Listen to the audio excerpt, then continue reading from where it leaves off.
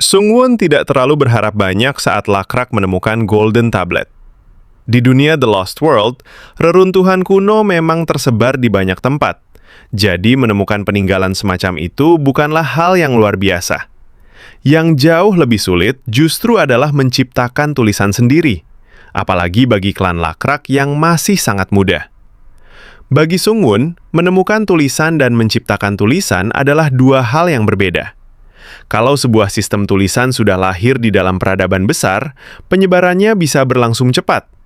Tetapi di tahap awal seperti sekarang, penemuan semacam ini belum tentu langsung memberi perubahan besar. Karena itu, ia memandang Golden Tablet dengan hati-hati. Golden Tablet yang ditemukan Lakrak berasal dari peradaban kuno yang disebut Kalonbar Empire. Isi prasastinya belum bisa dipahami oleh Lizardman, tetapi bagi Sungwon, semua informasi langsung terbuka. Tablet itu lebih banyak berisi pujian terhadap kejayaan Kalonbar daripada petunjuk penting yang bisa langsung dipakai. Meski begitu, tablet itu tetap bukan benda sembarangan. Setidaknya, prasasti tersebut memberi petunjuk bahwa masih ada peninggalan lain dari Kalonbar Empire. Jadi, walaupun manfaatnya belum terasa sekarang, Golden Tablet tetap punya nilai sebagai penunjuk arah menuju reruntuhan kuno lainnya. Masalahnya, peradaban Lakrak masih terlalu sederhana untuk menerjemahkan tulisan seperti itu. Sungwon membandingkannya dengan dunia manusia di Earth, tempat tulisan kuno bisa dipahami setelah ilmu pengetahuan dan masyarakat berkembang cukup jauh. Di dunia ini pun, hal yang sama tetap diperlukan agar sebuah peradaban mampu membaca masa lalunya sendiri. Karena itu, untuk saat ini Golden Tablet hampir tidak berguna secara praktis. Bagi klan Lakrak, benda itu nyaris sama saja seperti sampah, meskipun sampah yang sangat berkilau. Emas memang menarik perhatian, tetapi terlalu lunak untuk dijadikan senjata atau alat kerja. Para Lizardmen hanya melihatnya sebagai benda indah, bukan sesuatu yang benar-benar memiliki fungsi nyata. Namun Lakrak justru menunjukkan ketertarikan yang sangat besar pada tablet itu. Ia mengendus, meraba, bahkan menggigit sudut benda tersebut hingga meninggalkan bekas gigitan yang dalam. Dari reaksinya itu, jelas bahwa Lakrak merasa ada sesuatu yang istimewa pada benda tersebut, meskipun ia belum benar-benar memahami apa yang membuatnya berbeda dari logam biasa. Saat mendengar bahwa emas tidak berkarat dan tetap berkilau, Lakrak mulai berpikir lebih jauh. Zaol juga ikut mengamati tablet itu dan menyadari bahwa yang penting bukanlah bahan pembuatnya, melainkan ukiran yang ada di permukaannya. Mereka pun mulai melihat bahwa benda ini jelas merupakan artefak buatan makhluk kuno. Lakrak dan Zaol lalu memperhatikan pola-pola ukiran pada tablet. Mereka menemukan bahwa ada bentuk-bentuk yang berulang dan tersusun menurut aturan tertentu. Lakrak membandingkannya dengan tanda-tanda sederhana yang biasa dipakai para pemburu Lizardmen, dan Zaol ikut memahami arah pikirannya. Meski belum mengerti artinya, keduanya mulai menyadari bahwa ukiran itu bukan sekedar hiasan biasa. Sungwon kemudian melihat sebuah kemungkinan baru. Karena Lakrak punya willpower yang tinggi dan Zaol punya intuition yang baik, mungkin keduanya bisa menangkap dasar-dasar tulisan jika diberi petunjuk kecil. Ia menilai ini layak dicoba, meski tetap beresiko. Memberi pengetahuan langsung akan menghabiskan banyak faith points, tetapi memberikan petunjuk masih termasuk sesuatu yang bisa dilakukan. Sementara itu, perjalanan klan tetap berlanjut. Lakrak mengembalikan wilayah yang mereka rebut kepada para orc, dan pemimpin orc berulang kali mengucapkan terima kasih. Sebagai balas jasa, ia menawarkan jalur pegunungan yang lebih mudah dilalui, serta mengirim putranya sebagai penunjuk jalan. Lakrak menerima tawaran itu dengan baik karena bantuan seperti ini memang sangat berguna bagi perjalanan mereka.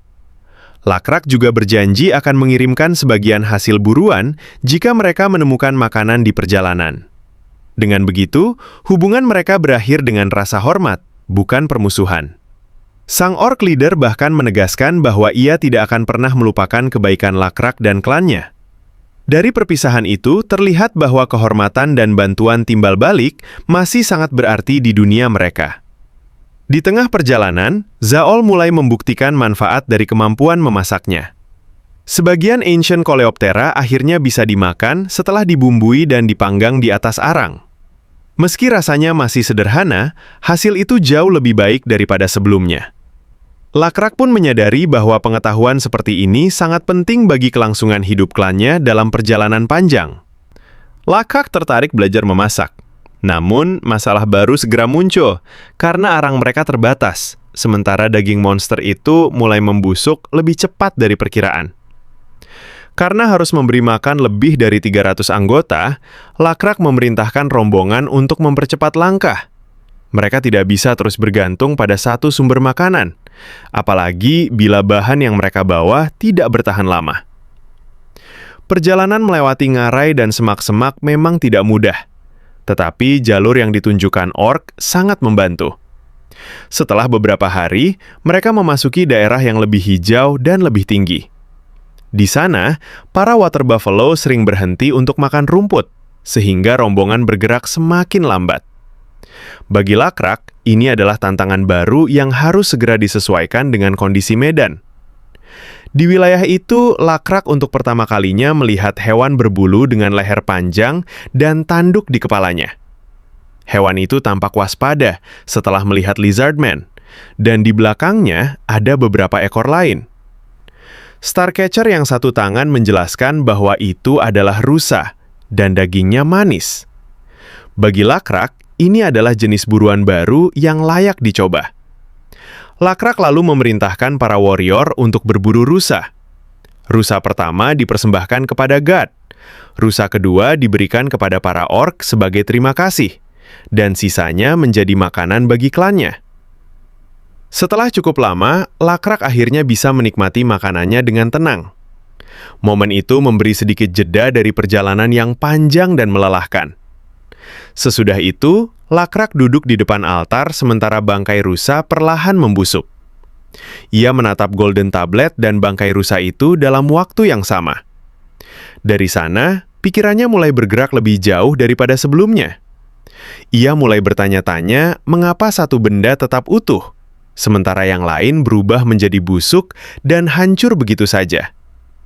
Lakrak mulai memikirkan banyak hal yang saling berlawanan.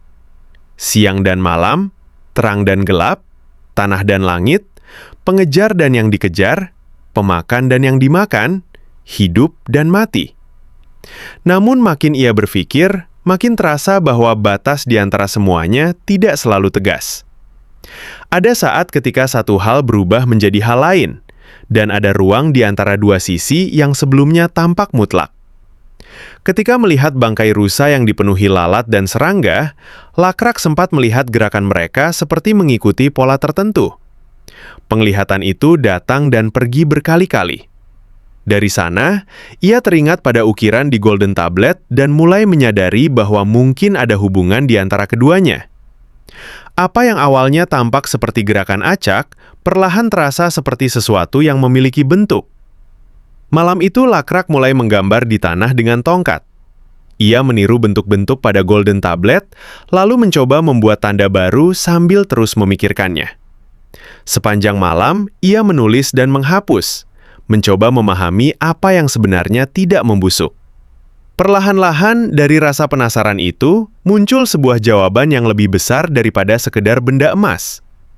Keesokan paginya, Lakrak menunjukkan hasil pikirannya kepada Zhao. Ia menggambar tanda sederhana untuk Lizardman jantan dan betina, lalu menghubungkannya dengan garis. Menurut Lakrak, tanda itu berarti mereka akan menjadi companion satu sama lain. Zhao lalu membalas dengan gambar lingkaran, dan dari situlah muncul pemahaman yang sama di antara mereka. Dari percobaan sederhana itu, klan Lakrak akhirnya berhasil menciptakan writing. Sungwon sangat gembira melihatnya, meski ia tahu itu baru awal yang sangat kecil. Setelah Lakrak dan Zhao menjadi pasangan, klan merayakannya, dan kehidupan mereka mulai terasa sedikit lebih stabil. Namun Sungwon juga tahu, perjalanan mereka belum selesai, dan dunia ini masih menyimpan banyak perubahan di depan. Tak lama setelah itu, Lakrak kembali mengatur para warrior untuk memeriksa wilayah sekitar. Mereka menemukan bahwa ada tribe lain yang juga sedang waspada di dekat sana. Lakrak belum mengenali jejaknya, tetapi Starcatcher segera mengenalinya sebagai jejak kaki frog. Dengan temuan itu, suasana tenang yang baru saja terbentuk mulai bergeser ke arah ancaman yang lain. Setelah mengetahui bahwa jejak yang mereka temukan berkaitan dengan katak, Lakrak langsung mengingat apa yang ia ketahui tentang hewan tersebut. Katak merupakan makanan yang sudah tidak asing bagi para lizardmen. Mereka pandai berenang, melompat, dan beberapa jenis memiliki racun. Namun sejak menerima blessing dari dewa, para lizardmen bahkan dapat memakan katak beracun dengan aman. Meski begitu, jejak yang mereka temukan kali ini jauh lebih besar daripada jejak katak biasa. Starcatcher kemudian menjelaskan bahwa jejak itu sebenarnya berasal dari frogmen, ras humanoid yang berjalan dengan dua kaki dan mampu berbicara seperti lizardmen. Mereka biasanya hidup di sekitar sungai dan danau, sehingga jarang bertemu ras lain. Setelah menghitung jejak yang ada, Lakrak memperkirakan sekitar 5 frogmen pernah melewati tempat itu. Dari pola jejaknya, ia menduga mereka juga sedang melakukan pengintaian. Artinya, kemungkinan besar kedua suku sudah saling mengetahui keberadaan masing-masing. Karena belum mengetahui sifat frogmen, Lakrak bertanya apakah mereka berbahaya. Starcatcher menjelaskan bahwa tidak ada jawaban pasti. Sama seperti ras lainnya, ada frogmen yang baik dan ada pula yang suka berperang. Mereka yang berhati-hati belum tentu berniat jahat, tetapi juga belum tentu bisa dipercaya. Setelah selesai mengamati daerah sekitar, Lakrak dan Starcatcher kembali ke desa sementara. Lakrak segera mengumpulkan Yur, Zaol, dan Starcatcher untuk mengadakan rapat. Ia menjelaskan bahwa mereka telah menemukan jejak frogmen, tetapi belum mengetahui jumlah maupun niat mereka. Karena itu, ia meminta semua orang menyampaikan pendapat sebelum ia mengambil keputusan. Yur langsung mengatakan bahwa ia akan mengikuti keputusan kepala suku apapun hasilnya. Mendengar jawaban itu, Zaol menegurnya dengan halus. Menurutnya, seorang pemimpin tidak selalu benar. Jika semua orang hanya mengiyakan, tidak akan ada yang memberikan sudut pandang baru yang mungkin lebih baik. Untuk menjelaskan maksudnya, Zaol mengingatkan saat mereka menjinakkan kerbau air. Waktu itu, simpul tali buatan Yur lebih baik daripada milik Lakrak, dan Lakrak tidak ragu memakai cara tersebut. Bagi Zaol, itulah alasan mengapa Lakrak selalu meminta pendapat orang lain lebih dulu. Seorang pemimpin yang baik harus bersedia menerima ide yang lebih baik, siapapun yang mengusulkannya. Setelah memahami maksud itu, Yur mengusulkan agar para Bone Warrior menyusup lebih jauh ke wilayah frogmen untuk mengetahui jumlah dan kekuatan mereka. Menurutnya, informasi sebanyak mungkin akan sangat berguna jika nanti terjadi pertempuran. Namun Zaol tidak setuju. Menurutnya, wilayah baru ini sangat subur, sehingga kemungkinan besar dihuni oleh suku yang jauh lebih besar daripada mereka. Karena itu, mereka harus selalu menganggap kemungkinan terburuk saat mengambil keputusan. Jangan sampai para pengintai mengambil risiko yang sebenarnya tidak perlu. Yur tetap merasa percaya diri, karena Bone Warrior telah menerima blessing dari dewa. Namun, Zaol mengingatkan bahwa kekuatan individu bukan satu-satunya penentu kemenangan. Jumlah pasukan juga sangat penting. Walaupun Bone Warrior lebih kuat, mereka tetap bisa kalah jika harus menghadapi lawan yang jumlahnya jauh lebih banyak. Lakrak mendengarkan kedua pendapat tersebut, lalu memilih jalan tengah. Para pengintai tetap akan dikirim, tetapi mereka tidak boleh memasuki wilayah frogmen terlalu jauh. Tugas mereka hanya memperluas daerah patroli, mencari ancaman lain, dan mengetahui batas wilayah tanpa memancing bentrokan. Saat itu jumlah Bone Warrior telah mencapai sekitar 40 orang, karena beberapa anggota Blue Skin Tribe juga menerima blessing. Meski jumlahnya cukup banyak, para prajurit tetap membantu pekerjaan lain ketika tidak sedang berpatroli. Lakrak kemudian meminta Yur menyusun rencana patroli, karena ia paling memahami kemampuan setiap prajurit. Setelah pembahasan mengenai pengintaian selesai, Zaol mengingatkan satu hal lagi. Jika lizardmen mengawasi frogmen, maka frogmen kemungkinan juga sedang mengawasi mereka. Jika desa mereka terlihat kecil dan lemah, lawan mungkin akan berani menyerang lebih dulu. Sebagai solusi, Zaol mengusulkan agar mereka menyalakan lebih banyak api unggun pada malam hari. Dari kejauhan, desa akan terlihat jauh lebih besar daripada ukuran sebenarnya. Cara ini diharapkan membuat musuh mengira jumlah anggota suku mereka jauh lebih banyak. Lakrak menyetujui usulan tersebut. Ia hanya meminta agar jadwal berjaga dibagi secara adil, sehingga tidak ada anggota yang merasa mendapat beban lebih berat daripada yang lain. Setelah itu, Starcatcher memberikan saran mengenai pembangunan rumah. Cara membangun rumah yang biasa mereka gunakan cocok untuk daerah asal yang dingin, tetapi wilayah baru lebih hangat, lebih lembab, dan akan sering turun hujan. Karena itu, bentuk rumah perlu disesuaikan dengan lingkungan baru. Lakrak menerima usulan tersebut dan meminta Starcatcher memimpin pembangunan rumah. Ia juga menyadari bahwa sisik Starcatcher perlahan berubah menjadi hitam, seperti anggota Black Skin Tribe lainnya. Kemungkinan karena pengaruh blessing dari dewa. Beberapa hari kemudian, kehidupan di tempat baru mulai stabil. Kerbau-kerbau air cepat beradaptasi karena rumput tersedia sangat banyak. Akibatnya hanya sedikit anggota suku yang perlu mengurus ternak, sementara anggota lainnya bisa fokus berburu, mengumpulkan makanan, membangun desa, dan menjelajahi wilayah sekitar. Lakrak mulai memanfaatkan sistem tulisan yang baru dipelajarinya. Setiap regu pengintai harus melaporkan jalur perjalanan, letak sungai, dan kondisi wilayah yang mereka temui. Berdasarkan laporan itu, Lakrak menggambar semuanya di atas batu besar di tengah desa hingga terbentuk sebuah peta sederhana. Peta tersebut membantu anggota suku lain memahami wilayah sekitar, tanpa harus mengingat semuanya sendiri. Selain membuat peta, Lakrak meminta setiap anggota mulai mencatat hasil pekerjaan mereka. Misalnya, para pengumpul buah mencatat berapa banyak buah yang mereka dapat setiap hari. Awalnya Zaol khawatir hal ini akan membuat anggota yang kurang rajin dipermalukan. Namun hasilnya justru sebaliknya. Mereka yang biasanya rajin sedikit mengurangi hasil kerjanya, sedangkan mereka yang kurang rajin mulai bekerja lebih keras. Karena semua pekerjaan tercatat, tidak ada lagi yang hanya mengandalkan ingatan. Tanpa disadari, kebiasaan mencatat membuat seluruh anggota suku menjadi lebih bertanggung jawab. Dari sudut pandang Sungwon, perkembangan ini jauh lebih penting daripada sekedar menemukan tulisan. Yang benar-benar berharga adalah ketika tulisan mulai digunakan untuk menyimpan pengetahuan, membuat peta, dan membantu mengatur kehidupan suku. Menurutnya, disinilah sebuah peradaban mulai berkembang. Sementara Lakrak sibuk memimpin sukunya, Sungwon juga menjalankan rencananya sendiri. Ia mengendalikan 3 kawanan serangga. 1 kawanan mengurangi ancaman di sekitar Lakrak. 1 lagi digunakan untuk meningkatkan kekuatannya melalui strategi farming, sedangkan kawanan terakhir ditempatkan di dekat desa untuk mengarahkan perjalanan Lakrak menuju wilayah Frogman. Sungwon sebenarnya sudah lama mengetahui keberadaan suku Frogman. Awalnya mereka hanya berjumlah sekitar 500 anggota dan pernah ia pertimbangkan sebagai calon suku pilihannya. Namun setelah sebuah courtesy event terjadi, jumlah mereka berkembang menjadi sekitar 1.500 anggota. Ia sengaja mempertemukan kedua suku itu karena menurutnya sebuah peradaban akan berkembang lebih cepat jika mulai berinteraksi dengan peradaban lain. Beberapa hari kemudian, seorang prajurit melapor bahwa sekelompok frogmen sedang mendekati desa. Lakrak tidak panik.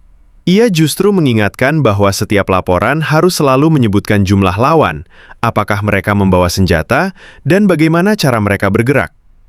Setelah mengetahui bahwa rombongan itu hanya berjumlah sedikit dan berjalan perlahan, Lakrak menyimpulkan bahwa mereka kemungkinan datang untuk melakukan kontak, bukan langsung menyerang. Lakrak kemudian membawa 10 Bone Warrior keluar desa untuk menemui mereka. Jumlah itu cukup untuk berjaga-jaga, tetapi tidak terlalu banyak sehingga tidak terlihat mengancam. Ketika kedua kelompok akhirnya bertemu di sebuah tanah lapang, Lakrak melihat 6 frogmen berdiri di hadapannya. Namun perhatian Lakrak langsung tertuju pada seorang lizardman bersisik coklat keabu-abuan yang berdiri bersama mereka.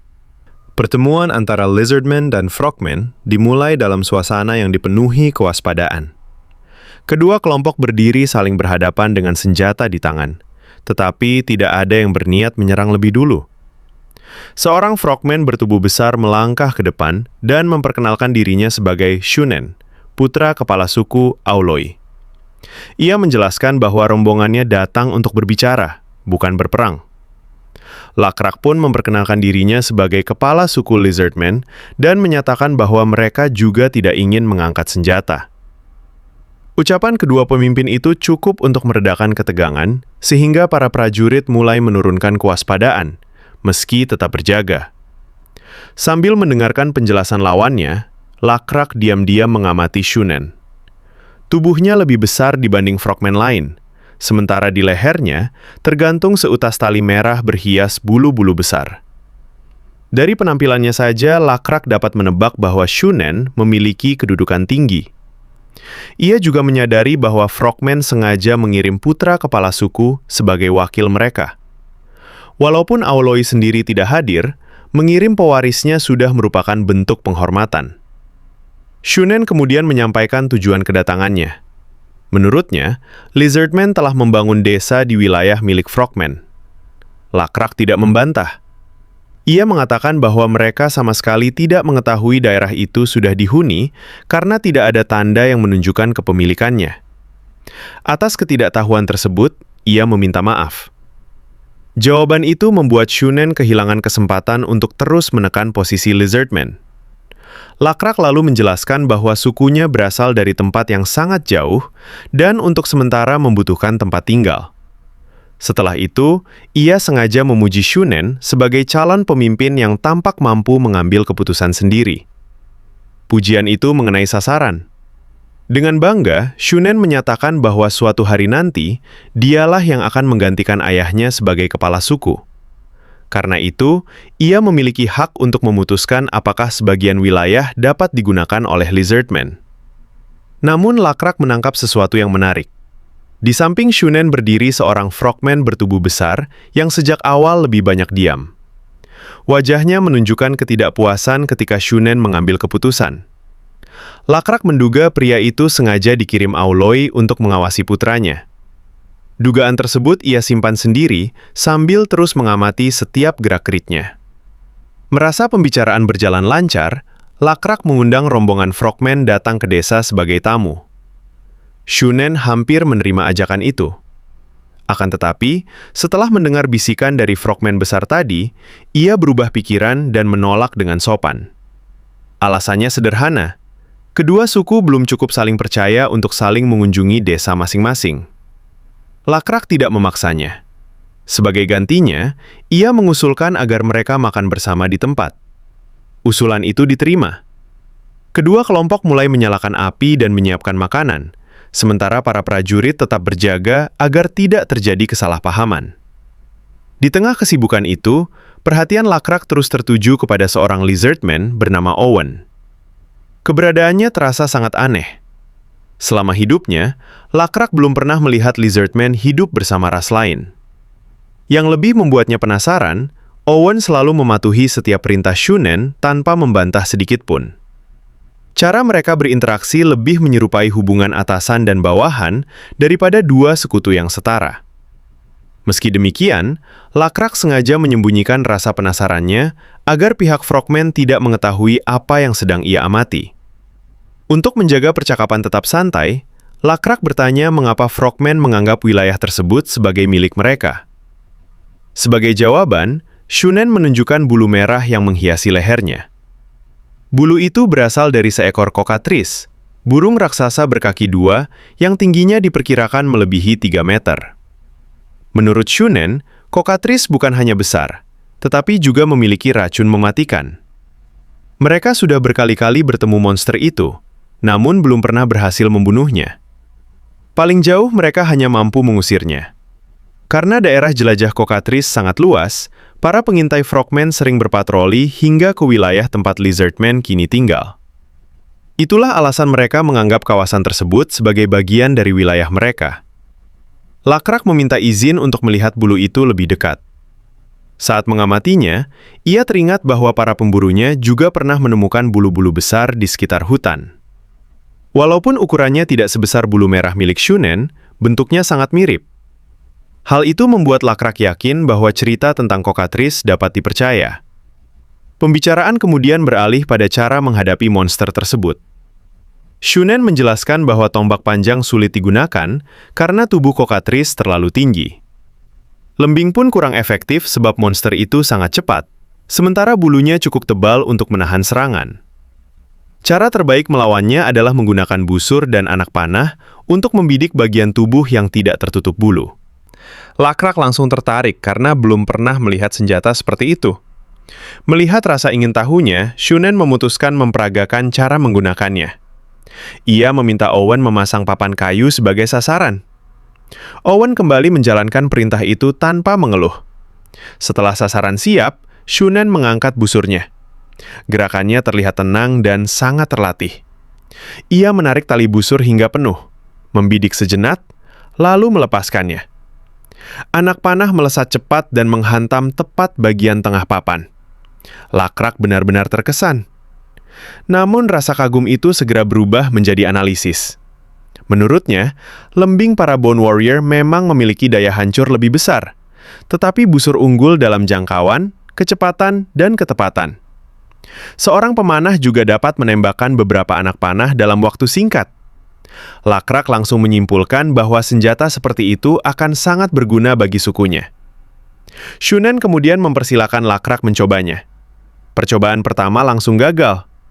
Anak panah jatuh tidak jauh dari kakinya. Beberapa percobaan berikutnya pun tidak jauh berbeda.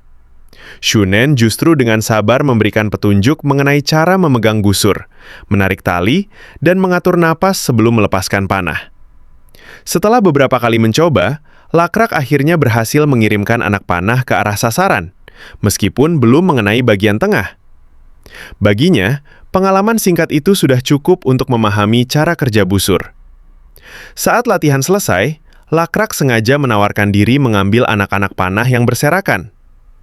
Ketika Shunen menyuruh Owen melakukannya, Lakrak segera menolak dengan alasan bahwa panah-panah itu ia sendiri yang lepaskan.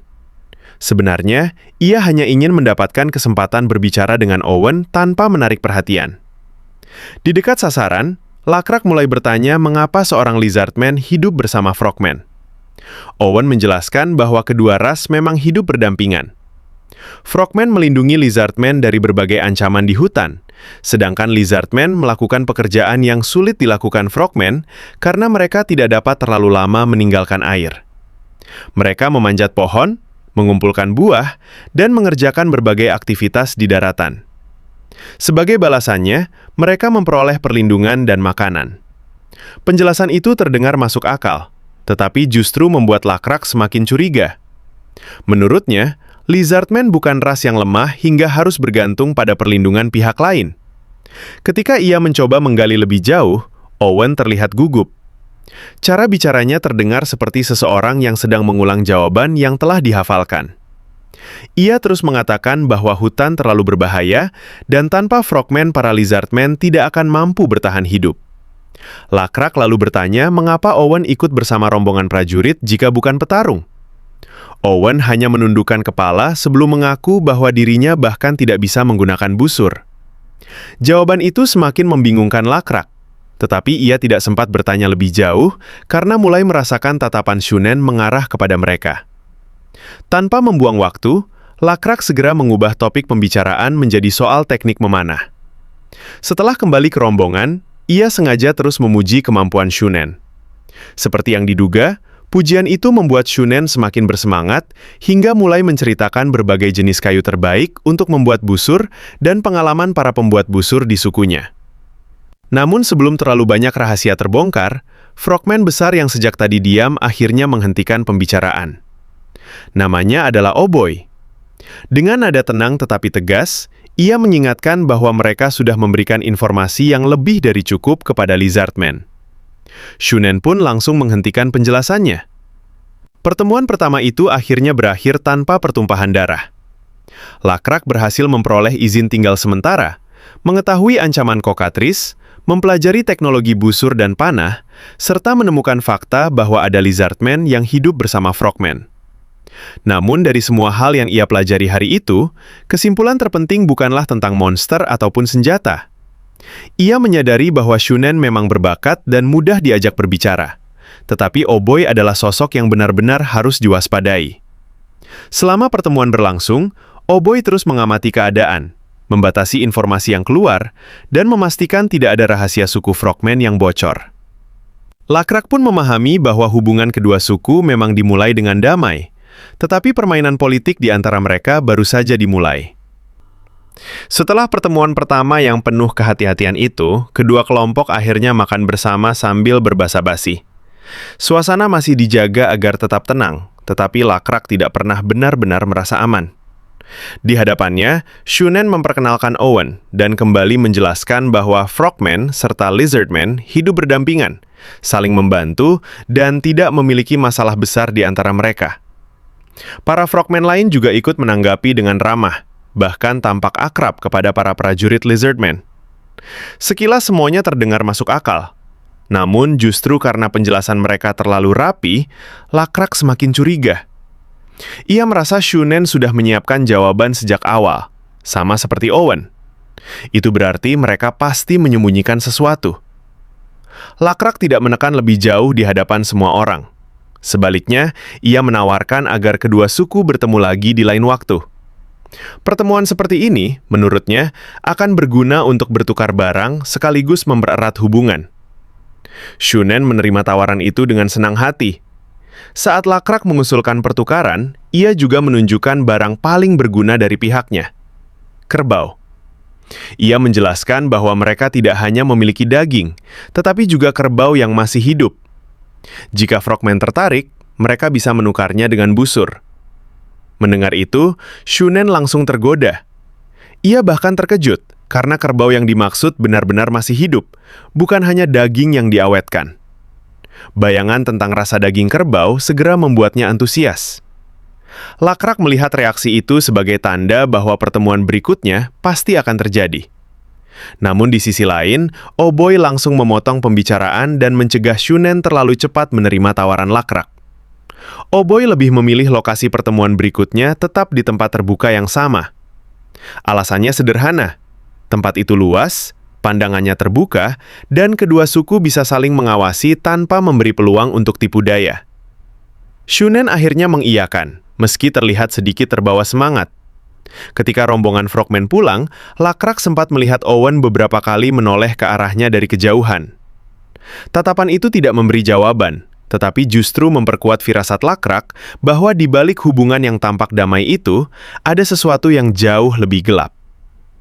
Beberapa jam kemudian, di tepi danau tempat suku Auloy bermukim, wajah Owen berubah sama sekali. Lizardman berkulit abu-abu kecoklatan itu bukan lagi sosok yang tenang di hadapan Lakrak. Ia kini tergeletak di pasir, sementara Oboy berdiri di dekatnya dan Shunen memperhatikan dari samping. Oboy menginterogasinya dengan kasar. Ia ingin tahu apa saja yang dibicarakan Owen dengan kepala suku Lizardman. Setiap jawaban Owen diperiksa, ditekan, dan dipastikan tidak ada satupun informasi penting yang bocor. Owen menjawab dengan hati-hati. Ia mengatakan bahwa Lakrak hanya bertanya bagaimana cara menembakkan panah dengan baik dan memuji busur sebagai senjata yang sangat bagus. Lakrak juga menanyakan bagaimana busur dibuat, tetapi Owen sudah menyiapkan jawaban yang aman. Ia tidak bisa memberitahu apapun karena dirinya berutang besar kepada Frogman. Oboy tetap tidak puas. Ia menekannya lagi, dan Owen pun mengatakan bahwa Lakrak juga meminta petunjuk dasar memanah. Owen mengaku hanya mengatakan bahwa keterampilan memanah sangat berharga dan tidak bisa diajarkan begitu saja. Ia bahkan sempat meminta buah sebagai imbalan jika Lakrak ingin belajar, tetapi Lakrak tidak membawanya saat itu. Shunen tertawa mendengar laporan itu. Ia menyebut Owen licik, tetapi justru karena itulah Owen berguna. Oboy akhirnya menganggap penjelasan itu cukup.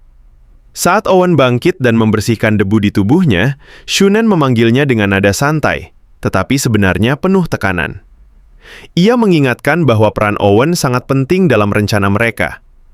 Shunen kemudian memandang ke arah danau. Di tengah air terdapat sebuah pulau kecil dengan beberapa pondok yang tersembunyi di balik semak. Para prajurit Frogman berjaga bergiliran di sekelilingnya. Di dalam pondok-pondok itulah anak-anak Lizardman ditahan sebagai sandera, termasuk anak Owen sendiri. Saat melihat pulau itu, Owen tidak perlu diingatkan lagi mengenai posisinya. Ia tahu keluarganya hanya bisa tetap hidup selama ia mematuhi semua perintah Frogman. Shunen lalu berkata bahwa Owen seharusnya merasa beruntung.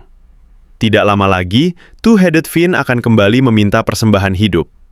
Sebelumnya, Lizardman milik Owen lah yang akan dijadikan korban. Namun kini telah muncul suku Lakrak yang jumlahnya jauh lebih banyak.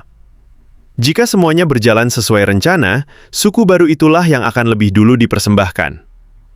Owen hanya menundukkan kepala dan mengatakan bahwa ia akan melakukan apapun agar rencana itu berhasil. Ia bahkan bersedia menipu sesama Lizardman demi melindungi anaknya. Bagi Owen, semua itu bukan karena kesetiaan kepada Frogman, melainkan karena putus asa.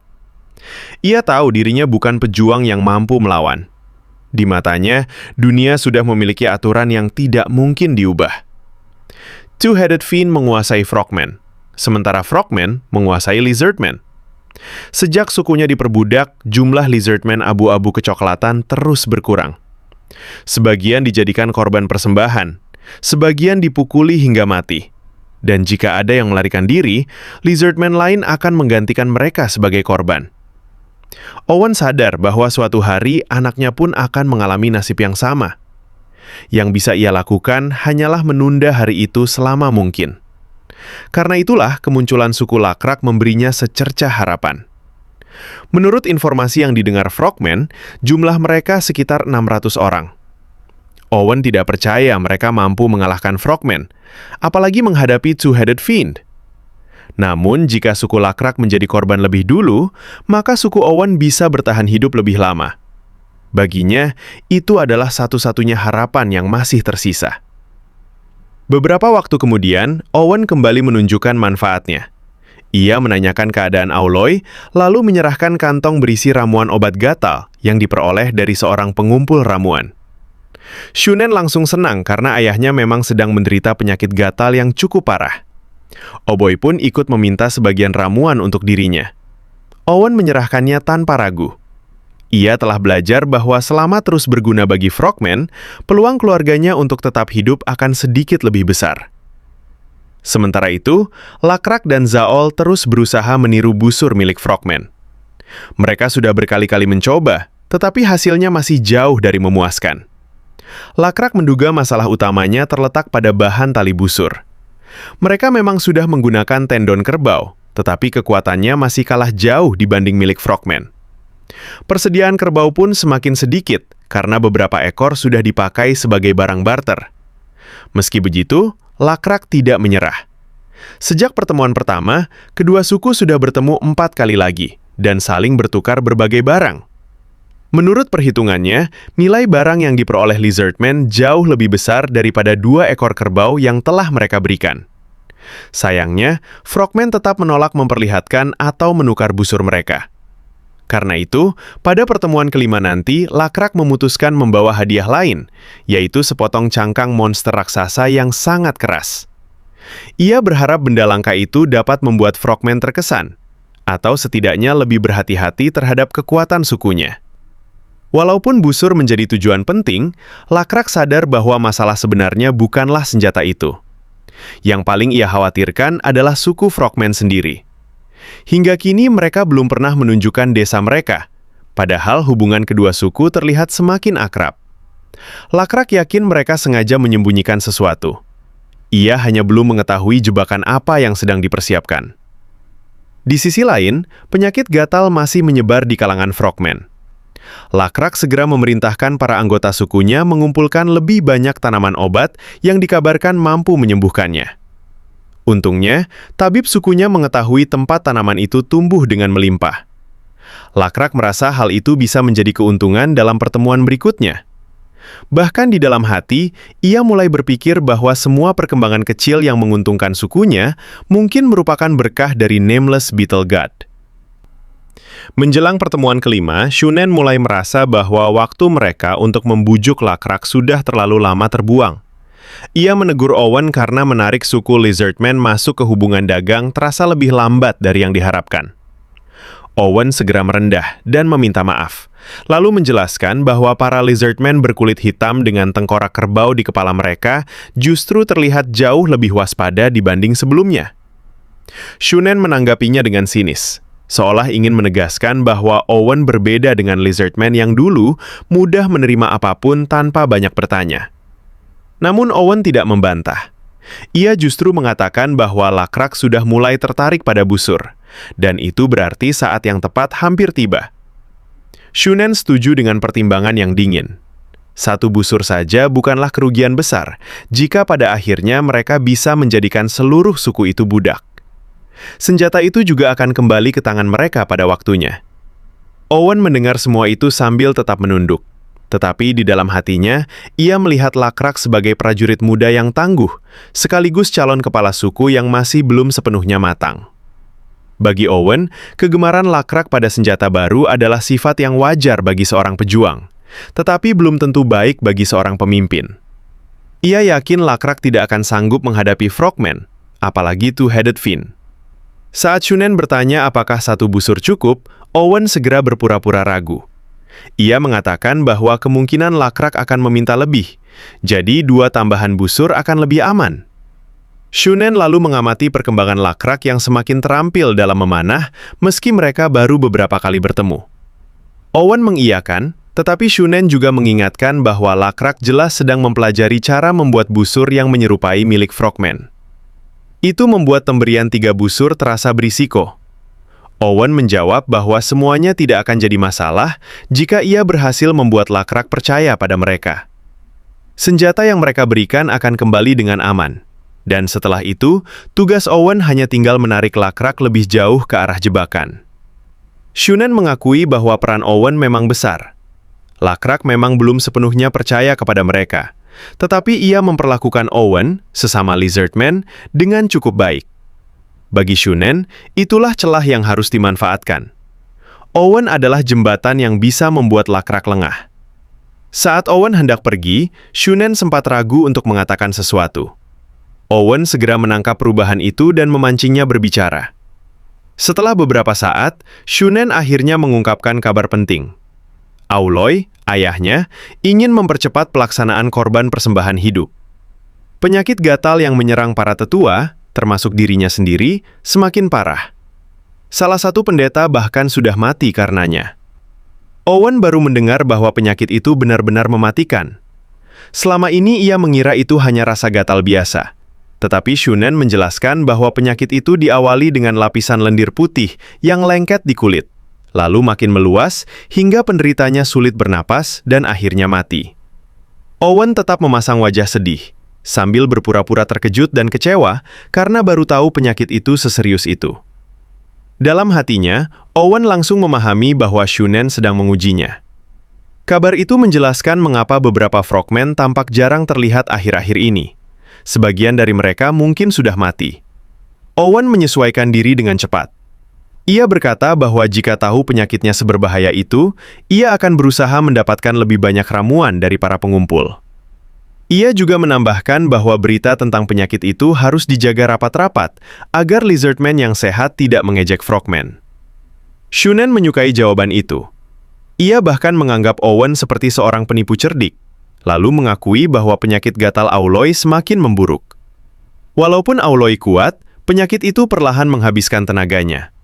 Karena itu, ia ingin segera dipulihkan lewat korban persembahan kepada Two-Headed Fiend.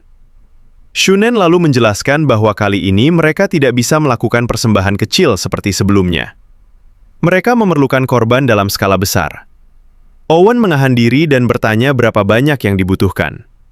Shunen menjawab bahwa Auloy mungkin akan mengorbankan sebanyak mungkin sampai ritual itu berhasil. Ia bahkan tampak sedikit kecewa karena pondok-pondok di Pulau Tengah Danau masih berisi anak-anak Lizardman yang belum dipakai sebagai persembahan. Bagi Owen, omongan itu terasa seperti menelan batu panas. Ia tahu Frogman sedang menghitung nyawa Lizardman seperti persediaan barang. Owen pun kembali ke perannya. Ia meyakinkan Shunen bahwa ia akan berusaha keras memperoleh lebih banyak informasi dari Lakrak dan memancing mereka datang ke desa. Shunen mengangguk puas. Ia menunggu hasil kerja Owen dengan penuh harapan. Sementara itu, pada pertemuan kelima, suasana antara kedua suku memang tampak lebih akrab. Para prajurit Lizardman dan Frogman mulai mengenali wajah satu sama lain. Barang-barang baru yang dibawa untuk ditukar diletakkan di depan mereka. Lalu mulai terjadi percakapan dan tawar-menawar. Akan tetapi, Owen tahu bahwa dari para lizardmen biasa tidak banyak yang bisa digali. Mereka hanya bicara soal barang dagangan. Yang benar-benar penting justru lakrak. Dan benar saja, lakrak menunjukkan perkembangan yang jauh melampaui perkiraan Owen. Ia meminta setidaknya 1 busur sebagai imbalan untuk ramuan obat yang mereka bawa.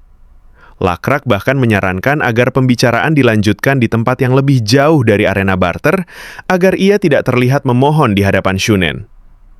Shunen mengizinkan, meski Oboi sempat menolak. Namun setelah melihat sikap lakrak yang bersikeras, Oboi akhirnya mengalah. Begitu keduanya bisa berbicara tanpa pengawasan langsung, lakrak menatap ramuan obat di tangan Owen dan bertanya apakah itu belum cukup. Owen menjawab dengan hati-hati bahwa jika busur itu diberikan, lizardmen akan segera mempelajari cara membuatnya. Lakrak mengaku mereka belum tahu bahan-bahannya, tetapi Owen menekankan bahwa para tukang mereka pasti akan mencoba menirunya. Lakrak, yang tadi menatap busur dengan mata berbinar, lalu berubah sikap dan bertanya apa lagi yang sebenarnya Owen inginkan. Untuk sesaat, Owen tidak menangkap perubahan nada itu. Ia hanya merasa bahwa saat yang tepat untuk menjalankan rencananya sudah tiba. Lalu ia menjawab satu kata, trust. Lakrak mengulangnya, dan Owen segera memulai kebohongannya dengan sangat rapi. Ia menceritakan bahwa sebelum lizardmen berkulit abu-abu kecoklatan bergabung dengan frogmen, dahulu mereka juga pernah menjalani ritual persaudaraan. Sebelum ritual itu, kedua pihak saling berkumpul, bertukar barang baik, dan saling mengenal terlebih dahulu. Menurut Owen, hubungan antara lakrak dan frogmen sekarang belum berada di tahap itu. Mereka memang sudah saling memberi barang, tetapi belum benar-benar saling percaya. Itulah sebabnya lakrak ragu memberi begitu banyak ramuan hanya demi 1 busur. Lakrak mendengarkan dengan lengan terlipat. Ia menanyakan apa yang harus ia lakukan agar bisa memberi kepercayaan itu. Owen menjawab bahwa lakrak perlu menceritakan tentang sukunya, dari mana mereka berasal, berapa jumlah mereka, dan apa tujuan kedatangan mereka. Jika lakrak memberi kepercayaan lebih dulu, frogmen juga akan melakukan hal yang sama. Lakrak tampak memikirkan permintaan itu. Saat itulah ia melihat sesuatu di belakang Owen. Seekor kupu-kupu biru yang berterbangan di udara. Pemandangan itu terasa aneh baginya, seolah tidak cocok dengan cuaca yang masih belum cukup hangat. Namun setelah melihatnya, lakrak justru menjadi lebih lunak. Ia menjawab pertanyaan Owen dengan terus terang. Jumlah sukunya sekitar 350 lizardmen, lebih sedikit daripada yang Owen bayangkan. Mereka tinggal di wilayah tempat mereka sekarang, dan mereka memiliki 20 kerbau hidup. Ia juga menyebutkan bahwa ada 30 prajurit di antara mereka. Bagi Owen, angka itu sudah cukup untuk dihitung, disimpan, lalu disampaikan ke Shunen. Giliran Owen pun tiba. Ia sengaja memberi angka yang lebih kecil daripada jumlah frogmen yang sebenarnya, agar lakrak tidak merasa terintimidasi. Ia juga mengatakan bahwa busur sangat sulit dibuat, sehingga jumlahnya tidak banyak, dan tidak banyak pula prajurit yang benar-benar pandai memanah. Ketika lakrak bertanya apakah frogmen adalah ras yang keras, Owen menegaskan bahwa mereka adalah ras yang tenang dan tidak setangguh lakrak bayangkan. Ia lalu menyampaikan bahwa Shunen sebenarnya sudah lama ingin mengundang lakrak ke desa sebagai tamu. Hanya saja mereka kecewa karena lakrak belum membuka diri sepenuhnya. Lakrak akhirnya bertanya apakah ia boleh datang bersama para prajuritnya. Owen menjawab bahwa tentu saja boleh. Bahkan, dari sudut pandang frogmen, semakin banyak prajurit yang ikut datang akan semakin baik. Dengan begitu, tidak ada seorang pun yang tertinggal di belakang untuk mengganggu rencana mereka. Setelah pembicaraan itu, lakrak berkata bahwa ia ingin membalas undangan tersebut dengan sesuatu yang lain sebagai tanda terima kasih. Owen setuju. Lalu lakrak duduk di atas batu kecil, mengambil sebatang kayu kering, dan mulai menulis sesuatu di tanah. Ia meminta Owen mendekat untuk melihatnya. Owen pun maju dengan rasa curiga yang belum hilang.